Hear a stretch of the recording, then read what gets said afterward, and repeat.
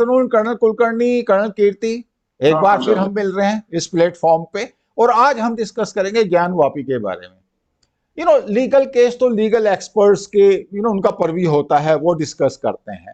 जितनी हमारी limited expertise है और जितना हमारा एज ए ले मैन या कॉमन सिटीजन के तौर पे जितना भी इंटरप्रिटेशन है उसके अकॉर्डिंग बात करेंगे और इंडिया के ऊपर क्या इंप्लीकेशंस हैं और सॉल्यूशंस क्या निकल सकते हैं। तो सबसे पहले तो ब्रीफली कर्नल कीर्ति मैं आपसे यही जानना चाहूंगा, ये जो डिसीजन आया अभी ये लिमिटेड सा डिसीजन है। 5 लेडीज हैं, वो कोर्ट में गई कि यहाँ पे श्रृंगार गौरी की हम पूजा करते थे, वो पूजा इन्होंने रोक दी, हमें वो अधिकार चाहिए। तो उसने कहा कि भाई जो मुस्लिम पक्ष है उसने कहा कि जो प्लेसेस ऑफ वर्शिप एक्ट है उसके अकॉर्डिंग अब आप नहीं कर सकते। तो वो कोर्ट में गई तो कोर्ट ने कहा कि भाई at least we should be allowed to review the entire scenario कि भाई आप कर सकते हैं नहीं कर सकते, मतलब आपकी जो एप्लीकेशन है ये मेंटेनेबल है कि नहीं, डिस्कस करें कि नहीं कोर्ट में। तो उन्होंने कहा कर सकते हैं, उन्होंने अगली डेट दे दी। लेकिन साथ में जो उन्होंने बहुत सारी ऑब्जर्वेशंस जो डिस्ट्रिक्ट जज ने लगाई वहां पे वाराणसी में, उनके बहुत सारे इम्प्लीकेशंस हैं। तो कल कीर्ति मैं आपसे ये जानना चाहूंगा कि वो इम्प्लीकेशंस क्या हैं, मतलब जज ने जो बोला है डिसीजन देने के टाइम पे, आई बिलीव वो काफी सिग्निफिकेंट है। So over to you sir. जो श्रृंगार गौरी का केस है सर, इसमें 5 लेडीज ने ये केस किया हुआ था और ये वाराणसी के एक लोअर कोर्ट्स में इसको सुना जा रहा था। तो जो मुस्लिम पक्ष था वो सुप्रीम कोर्ट गया और सुप्रीम कोर्ट में उन्होंने बोला कि जो प्लेसेस ऑफ वर्शिप एक्ट 1991 है उसके हिसाब से इस पिटीशन को सुना नहीं जाना चाहिए बिकॉज ये मेंटेनेबल नहीं है। उस बात के ऊपर सुप्रीम कोर्ट ने पहले तो ये बोला कि ये बात ठीक है आपकी प्लेसेस ऑफ वर्शिप एक्ट है, बट लेकिन ये डिटरमाइन किया जा सकता है कि प्लेसेस ऑफ वर्शिप एक्ट है क्या, किसका प्लेसेस ऑफ वर्शिप, बोला कि ये डिसीजन करने से नहीं रोका जा सकता। दूसरी बात उन्होंने इस केस को बोला कि जो डिस्ट्रिक्ट जज है वाराणसी के वो इस केस को सुने और सबसे पहला ये डिसाइड करे कि ये केस मेंटेनेबल है कि नहीं है। तो जो अभी डिसीजन आया वो सिर्फ इस बात के लिए आया है कि ये केस मेंटेनेबल है। मतलब जो केसेस 5 लेडीज ने दिया था कि श्रृंगार गौरी पूजा करने के लिए, उन्होंने बोला कि केस मेंटेनेबल है। किस ग्राउंड्स पे उन्होंने बोला? एक ग्राउंड्स तो जैसे प्लेसेस ऑफ वर्शिप एक्ट था ही, कोर्ट ने बोला कि जो ये श्रृंगार गौरी का मंदिर है इसमें 1993 तक लगातार पूजा होती थी, जब तक कि मुलायम सिंह यादव सरकार ने इसको रोका नहीं, और उसके बाद साल में एक बार पूजा होती है। तो उसने बोला कि भाई ये इस तरह से ये नहीं कहा जा सकता कि ये मॉस्क है, बिकॉज पूजा वहां पर लगातार हो रही थी। और जो प्लेसेस ऑफ वर्शिप एक्ट है वो 1947 की बात करता है। तो अगर 1993 तक पूजा हो रही थी तो ये नहीं बोल सकता कोई कि ये मॉस्क है या मंदिर है या जो भी चीज है। उन्होंने इस बात के ऊपर बात नहीं की। दूसरा उन्होंने बोला कि जो ये 5 लोग हैं ये इस प्रॉपर्टी के ऊपर अपना अधिकार नहीं जता रहे, ये केवल पूजा करने का अधिकार मांग रहे हैं। दूसरा जो मुस्लिम पक्ष का पॉइंट था वो था वक्फ बोर्ड के एप्लीकेबल होने के बारे में, कि ये जमीन वक्फ बोर्ड की है जमीन। इसके ऊपर कोर्ट ने जैसे बोला कि जी ये मुस्लिम पक्ष नहीं है, दूसरा पक्ष, और ये वक्फ बोर्ड को नहीं जानते और इसलिए ये वक्फ बोर्ड इस पर एप्लीकेबल नहीं होता। अगर आप इस बात पे गौर करें तो ये जमीन जो है अभी भी एक जो वहां के पुजारी हैं उनके नाम है, जमीन ये मुस्लिम मॉस्क के नाम नहीं है। जमीन वो वहां के जो काशी विश्वनाथ के पुजारी हैं उनके नाम है। तो जितने भी पॉइंट मुस्लिम पक्ष के थे वो उन्होंने निगेट कर दिए हैं। 22 सितंबर नेक्स्ट हियरिंग के लिए डेट दी है, जिसमें उन्होंने दोनों पक्षों को बोला है कि अब इस पिटीशन की एक्चुअली जो बात है वो बात होगी, जिसमें कि हिंदू पक्ष चाहता है कि इसकी कार्बन डेटिंग की जाए। अगर आपको याद हो तो उस एरिया में एक शिवलिंग जैसी आकृति मिली, जिसको कि मुस्लिम पक्ष कहता है कि ये पानी का फव्वारा है, उनके वजू के क्षेत्र में मिली। अगर वो पानी का फव्वारा है तो मुस्लिम पक्ष को तो खुल के तैयार होना चाहिए कार्बन डेटिंग के लिए या फर्दर जांच के लिए, बिकॉज अगर जांच होगी तो अगर वो है फव्वारा तो उसको तो कोई छिपा नहीं सकता। तो लेकिन क्योंकि वो तैयार नहीं हो रहे हैं, ये क्लियर कट इंडिकेशन है कि वो फव्वारा नहीं है। तो अब जो फर्दर कोर्ट में हियरिंग होगी वो इस बात के लिए होंगी कि क्या दोबारा वहां पर टीम जाए, दोबारा उसकी कार्बन डेटिंग हो, या जो भी फर्दर उसमें पूजा का अधिकार मिले नहीं मिले, वुजू का क्या होगा, वो सब चीजें जो है 22 सितंबर की हियरिंग में डिटरमाइन होंगी। लेकिन अगर मैं देखूं कि इसका भारत के ऊपर क्या फैसला है, तो भारत के ऊपर इसका एक बड़ा अधिक असर पड़ने वाला है, बिकॉज ऐसे वैसे तो नंबर बहुत ज्यादा है जिन मंदिरों के ऊपर मस्जिद बनाई गई, मेरे ख्याल से 8 या 10 ऐसी मस्जिदें हैं जिनके ऊपर की काफी लड़ाई झगड़ा चल रहा है, और जो आगे आने वाले समय में अगर इसका पक्ष फेवरेबल होता है तो उन मंदिरों के में भी दोबारा सुनवाई होगी और कोर्ट का रिव्यू होगा। एक्चुअली कर्नल कीर्ति, आपके पॉइंट सही हैं, वेरी वैलिड पॉइंट्स। और जो ये प्लेसेस ऑफ वर्शिप एक्ट है ना 1991 का, एक्चुअली सुप्रीम कोर्ट में भी उसके ऊपर डिस्कशन चल रहा है कि वो वैलिड है कि नहीं है, क्योंकि उसमें जुडिशियल रिव्यू का प्रोविजन नहीं है, तो शायद इस बात पे लोग चैलेंज कर रहे हैं उसको। और जैसे डॉक्टर फैजान मुस्तफ़ा है, जिसको मैं रिलीजियसली फॉलो करता हूँ, तो मुझे कुछ ऐसा इंप्रेशन मिला उनके आर्टिकल से या उनके टीवी इंटरव्यू से कि शायद ये जो एक्ट है ना सुप्रीम कोर्ट रिव्यू में चला जाएगा, बट नेवरदिलेस वो तो एक फ्यूचर की बात होगी। अब जो ओवरऑल अगर आप देखो तो एक बड़ा इंपॉर्टेंट सा पॉइंट आता है इस प्लेसेस ऑफ वर्शिप एक्ट में, assuming that it will continue because right now it is applicable. तो उसमें यह है कि किसी जगह की रिलीजियस कैरेक्टर, यू नो, जो 15 अगस्त 1947 को था वो कैरेक्टर मेंटेन रखना है as far as this particular act is concern. अब उसमें यू नो अब एक इंटरेस्टिंग बात यह है कि जो जस्टिस चंद्रचूड़ हैं, वो एक्चुअली बाबरी मस्जिद वाला केस, उसमें भी ही वाज वन ऑफ द जजेस, और अभी यहाँ पे भी वो नाउ मतलब ही again you know that day जब ये जो मुस्लिम पक्ष गया सुप्रीम कोर्ट में, तो उन्होंने ही एक्चुअली इसको बोला कि डिस्ट्रिक्ट कोर्ट इसको सुनेगा, you know that sort of thing. अब वो कहते हैं कि भाई जो कैरेक्टर है, रिलीजियस कैरेक्टर क्या है किस जगह का, उसको तो आप डिटरमाइन कीजिए। अब दो तीन चीजें मेरे दिमाग में आती हैं।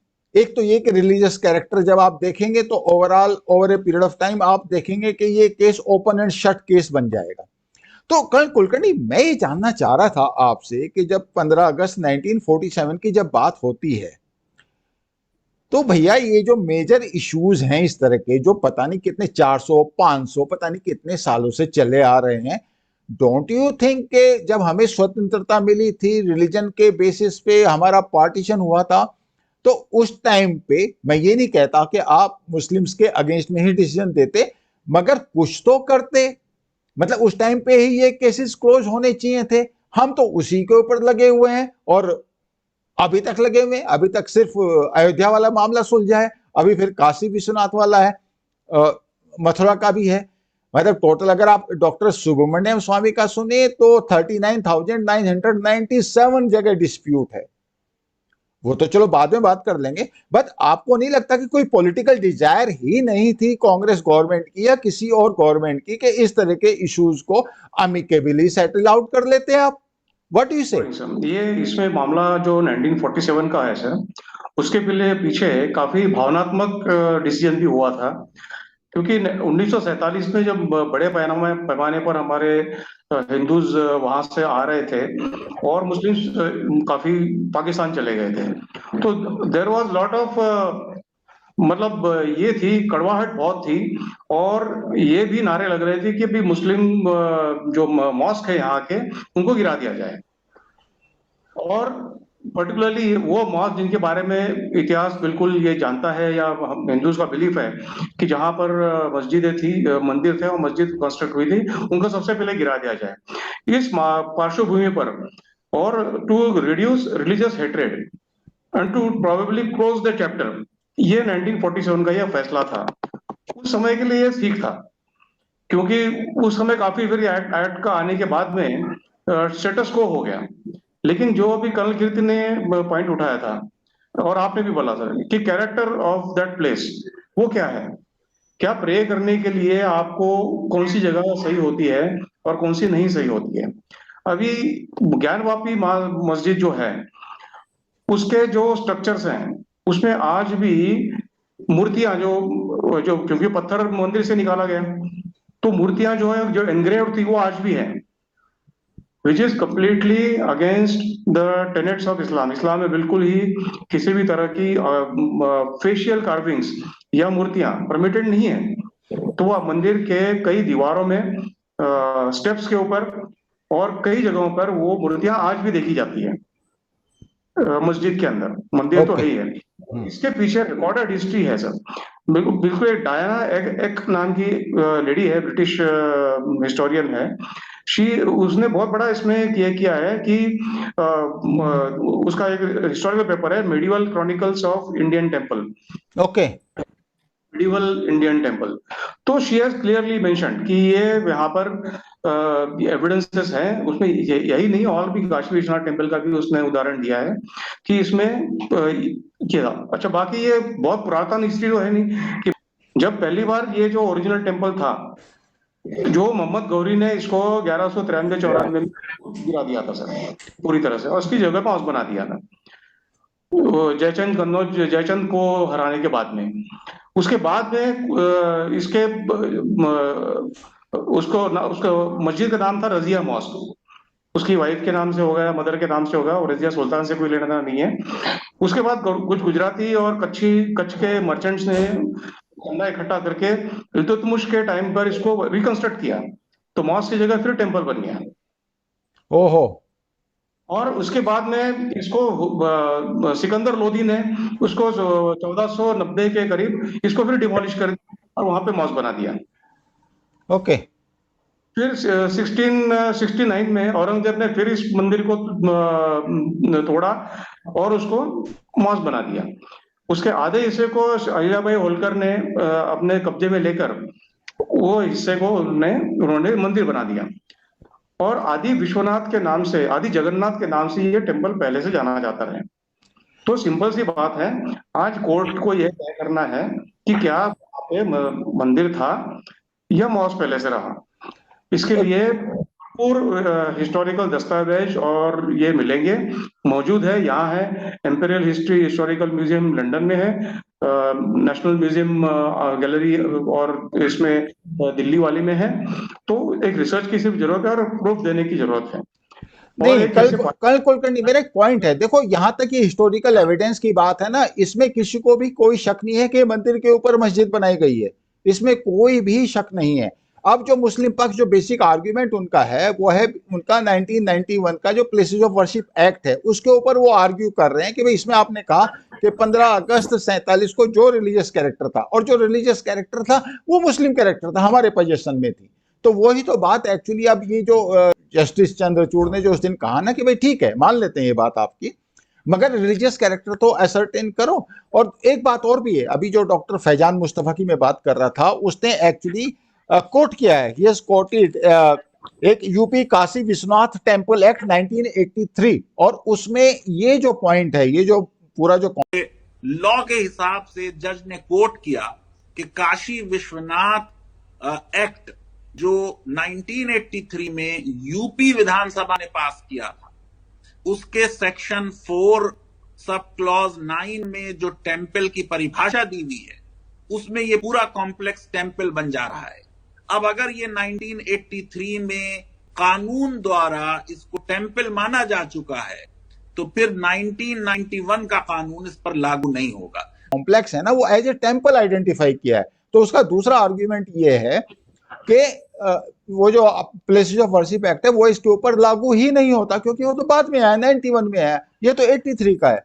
चलो ये सब तो बातें होगी। जो सवाल था आपसे वो ये था कि डोंट यू थिंक इनको सॉर्ट आउट करना चाहिए था कांग्रेस गवर्नमेंट को, ये जितने भी एडमिनिस्ट्रेटर्स आए हैं उसके बाद 47 के बाद, हम इतना लंबा क्यों खींच रहे थे इसको भाई?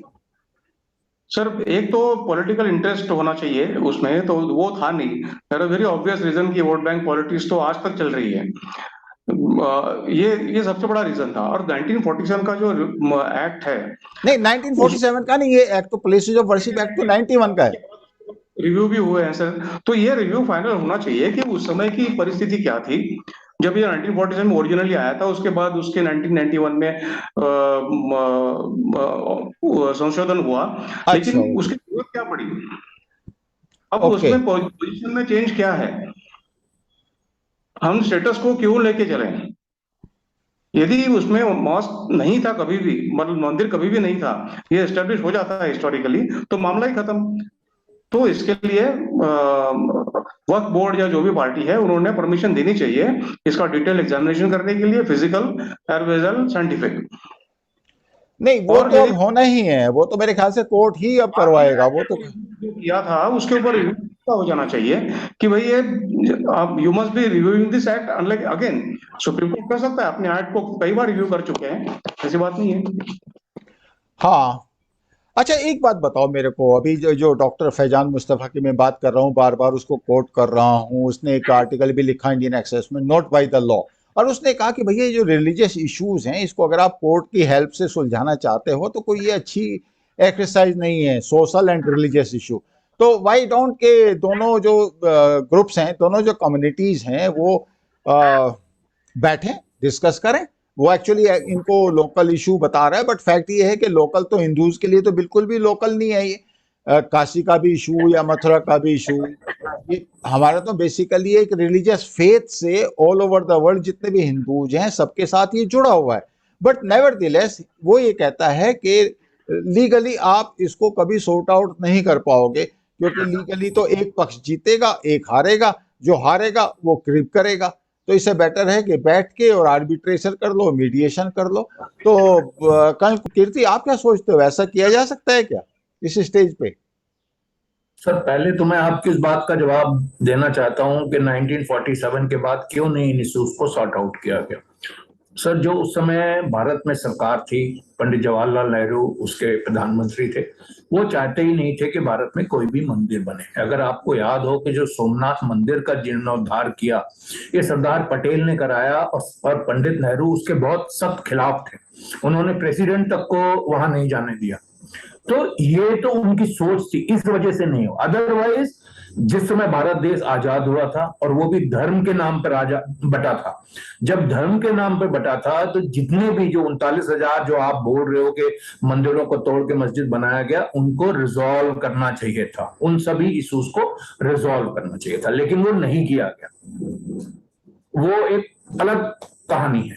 अब जो आप बात कर रहे हैं कि अयोध्या में जब ये बात चल रही थी, कई बार ये बात हुई कि क्यों नहीं इसको आपस की बातचीत से सुलझाया जाए। और जो अयोध्या के केस के जो मुख्य पिटिशनर थे, एक मुस्लिम व्यक्ति थे, वो भी चाहते थे, लेकिन इस समय भारत की जो पॉलिटिक्स है वो ऐसी है कि कोई भी आपस में बातचीत होके ये मामला सुलझाने नहीं देंगे, क्योंकि इनका उद्देश्य जो पॉलिटिकल पार्टीज हैं, जैसे ओवैसी की पार्टी है या जो कांग्रेस है या जो अन्य विपक्षी दल, ये चाहते हैं कि हर एक मामला ज्यादा से ज्यादा उलझे, ज्यादा से ज्यादा कॉम्प्लिकेट हो, जिससे कि वो मुस्लिम्स को मुस्लिम वोट बैंक की तरह से इस्तेमाल कर सके। इस आपस से बातचीत का एक बड़ा अच्छा केस है।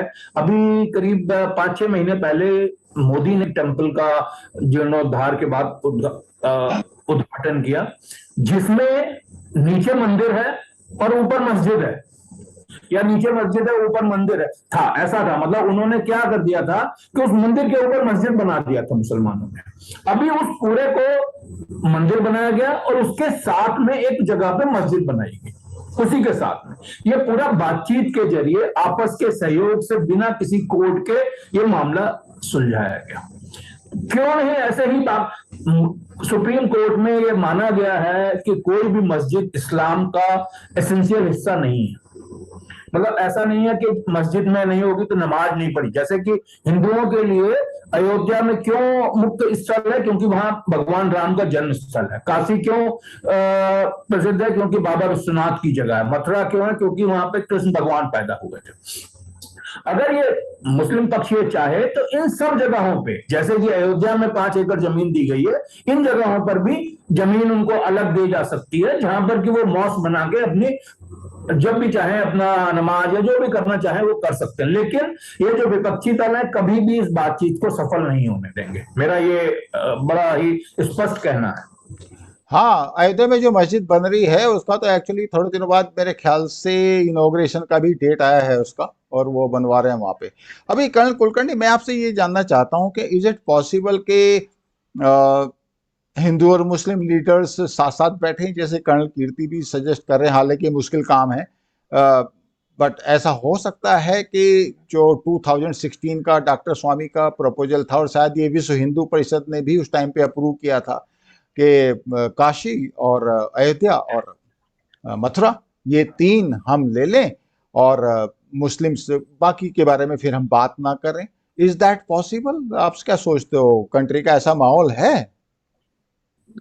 सर द आइडिया बहुत अच्छा है सर, ये सोच सही में अच्छी है, क्योंकि इसमें फिर जो कड़वाहट जो है दोनों समुदाय के बीच में, दोनों रिलीजन्स के बीच में, वो बहुत हद तक कम होगी।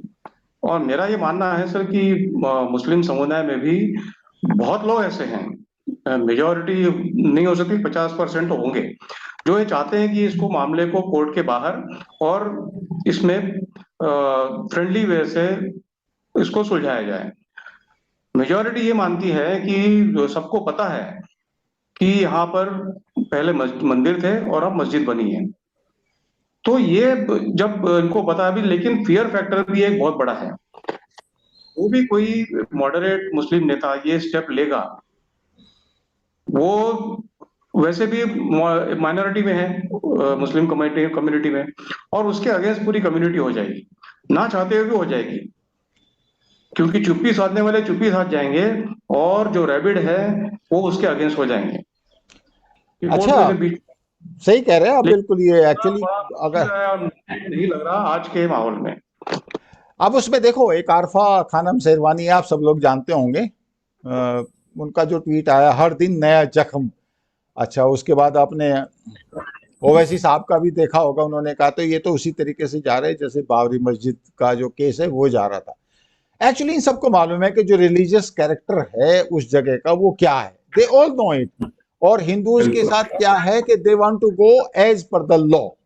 हिंदूज की ये रिक्वायरमेंट है, शायद ये सिस्टम की भी रिक्वायरमेंट है, गवर्नमेंट की भी रिक्वायरमेंट है, because we are basically civilized community. लेकिन एक बात आप हमें बताएं, आप क्या सोचते हो, जो मुस्लिम कम्युनिटी है इसमें अशरफ से पसमंदा है, जो पसमंदा है ऑब्वियसली मेजोरिटी तो वही है। मुस्लिम पर्सनल लॉ बोर्ड ने तो बड़ी स्ट्रिक्ट सी, बड़ी एकदम anti establishment, anti judiciary, anti government, एक उन्होंने लंबा चौड़ा एक लेटर ड्राफ्ट करके भिजवा दिया। ट्वीट भी काफी लोगों के उसी तरीके से आ रहे हैं, जितने ही मैंने देखे मुझे कोई ऐसा नहीं मिला, एक्सेप्ट ये article note by the law doctor Faizan Mustafa का। उसके अलावा कोई भी मेरे को ऐसा नहीं लगा जो ये कहता हो कि हम जो है मीडिएशन कर दें या आर्बिट्रेशन कर दें। कोई भी लीगल इश्यूज की बात नहीं करता, सब इस बात की बात करते हैं कि जो जुडिशरी है वो बिक गई, लॉयर्स बिक गए, कंट्री बिक गया, सेकुलर कैरेक्टर खत्म हो गया, हमारा जीना हराम हो गया, दैट सॉर्ट ऑफ। अभी आप क्या सोचते हैं कर्नल कीर्ति, ये जो सोसाइटी है, ये लास्ट क्वेश्चन है आज के इस डिस्कशन का, पसमंदाज को कॉन्फिडेंस में लेके या एक सेगमेंट को, मुस्लिम सोसाइटी के जो इंपॉर्टेंट सेगमेंट को कॉन्फिडेंस में लेके या किस तरह उनसे बात करके कोई रास्ता नहीं निकाला जा सकता? अब जैसे ये लोग हैं डॉक्टर फैजान मुस्तफा, ये भी बड़े इन्फ्लुएंशियल है और ऐसे बहुत सारे लोग होंगे, व्हाट डू यू से? सर, जैसे कर्नल कुलकर्णी सर ने बताया कि ये एक मुस्लिम समुदाय में ये पक्ष एक माइनॉरिटी है जो कि अपनी बात सामने रख सके, और ज्यादातर लोग अपनी बात सामने रखने से डरते हैं। तो मेरे को नहीं लगता कि भारत के पक्ष में ये परिप्रेक्ष्य में कभी भी ये सक्सेसफुल हो पाएगा, क्योंकि मुस्लिम्स कभी भी सामने आकर बोलेंगे नहीं। एक या दो मुस्लिम्स को छोड़ के कोई भी मुस्लिम सामने आके बोलता नहीं है। दूसरी बात, मुस्लिम्स इन इश्यूज को कैसे देखते हैं उसके मैं दो उदाहरण आपको देना चाहूंगा। एक हिजाब का केस चल रहा था कर्नाटका में, जो कि भी सुप्रीम कोर्ट में आ गया। तो वो बार बार बोल रहे थे कि उस केस की हेयरिंग करो, केस की हेयरिंग करो। तो जब सुप्रीम कोर्ट ने हेयरिंग रख दी तो वो उस दिन, जिस दिन फर्स्ट डेट थी, बोलने लगे कि नहीं जी, अब तो हम 2 महीने बाद सुनेंगे, 2 महीने की बाद की डेट दे दीजिए, बिकॉज हम अभी तैयार नहीं है। खैर, सुप्रीम कोर्ट के जो जज थे वो माने नहीं, बोले नहीं आपने खुद ही पहले बोला था, अब हम इसको पोस्टपोन नहीं करेंगे, हम तो सुनवाई करेंगे। तो उनका आर्गुमेंट सुनो, वो कहते हैं सुप्रीम कोर्ट हिजाब के केस को सुनने के एलिजिबल ही नहीं है। हाँ, एक्सपर्टाइज नहीं है, नहीं जानते, अरेबिक लॉ नहीं जानते, इसलिए वो इसको सुनने के कॉम्पिटेंट ही नहीं है। मतलब अगर भारत में सुप्रीम कोर्ट कॉम्पिटेंट नहीं है तो फिर कौन कॉम्पिटेंट है, मतलब केस को सुनने का? मतलब आप ये सोच देखो इसके पीछे, मतलब सुप्रीम कोर्ट की बात भी वो मानने को तैयार नहीं है। दूसरा केस अगर देखो तो यूपी में क्या हो रहा है कि योगी जी ने एक जितने भी मदरसाज हैं, जो अनएडेड मदरसाज हैं, उनका एक सर्वे करने का फैसला किया। तो आज मैं टीवी पे देख रहा था, एक रसीदी करके कोई मुस्लिम पर्सनल लॉ बोर्ड के हैं अधिकारी, वो बोलते हैं कि जी जो सर्वे करने टीम आए इसका स्वागत जूते चप्पल से किया गया। मगर look at the audacity government की एजेंसी, गवर्नमेंट ने डीएम को ऑथराइज किया हुआ है, वो जाए किसी मदरसे में, they are well within the state of UP. UP government has every right to enter into anybody's house, anybody's school, anybody's property and check what is happening there. Nobody can deny that. But still, they say चप्पल से, मतलब what I am trying to tell you कि it is not feasible. बातचीत से अगर ये मामला सुलझने वाले होते तो ये कब से सुलझ जाते. ये चीज मैंने जैसे पहले ही बताया कि जो कुछ परसेंटेज हैं वो कभी भी इस बात को मुस्लिम पक्ष को तैयार नहीं होने देंगे कि वो बातचीत से मामले को सुलझाएं, किसी भी मामले को. नॉट ओनली दिस, चाहे वो हिजाब का मामला हो, किसी भी, कोई भी, चाहे सरतन से जुदा होने का मामला हो, चाहे नुपुर शर्मा का मामला हो, जो हमारे देश के विपक्षी दल हैं और जो मुसलमानों की पार्टियां हैं वो कभी इस बात के लिए मुस्लिम पक्ष को राजी नहीं होने देंगे. वो ऐसा कोई ना कोई बात करते रहेंगे जिससे बात बिगड़ती रहे. Okay, thank you. Colonel Kulkarni, आपका पॉइंट, कंक्लूडिंग रिमार्क्स, फिर हम क्लोज करेंगे. सर, ये जो इसका मुस्लिम पर्सनल बोर्ड का जो स्टैंड है अबाउट रिलीजियस प्लेसेस, कि जैसे हिजाब का रोल इन्होंने बताया कि they just are not prepared to discuss. ये क्यों हुआ कि ये डर था. सुप्रीम कोर्ट को ये बता देना दे कि इसमें कोई आप निकाल के दिखा दो कि कहाँ पर लिखा हुआ है कि हिजाब पहननी ही चाहिए. इसमें ये लिखा है कि women should be decently dressed. आप कैसे भी जोड़ते जाओ और उसको बुर्का पहना दो या हिजाब या जैसे भी है, तो ये डर था उनको, इसलिए ये हिजाब का उन्होंने डिले करते रहे. वही मामला जब होगा, मंदिर का जाएगा, ज्ञानवापी का हो या मथुरा का हो, तो जो ये मामला जब जाएगा तो यही स्टैंड लिया जाएगा कि दे आर नॉट ऑथोराइज्ड. तो ये हमारी रिलीजियस प्लेसेस है, इसको ऑथोराइज नहीं है. बट हमारे पास प्रेसिडेंस है. अभी एक जो नतीजा आया है यहाँ पर अभी अयोध्या का टेम्पल का है, सो एक सक्सेसफुल लीगल केस जो है, I think can be fought and won. I think so देना चाहिए and we should produce all the necessary proofs और उसके बाद लेट द कोर्ट्स डिसाइड. ये बिल्कुल सही कह रहे हैं, बिल्कुल सही कह रहे हैं. हमें रूल ऑफ लॉ फॉलो करना चाहिए और उसी के थ्रू हमें अपने जो रिलीजियस प्लेसेस हैं उनको लेना चाहिए. बिल्कुल सही बात है, बिल्कुल सही बात है. So thank you so much. It is a pleasure to interact with you once again. Thank you. Thank you, sir.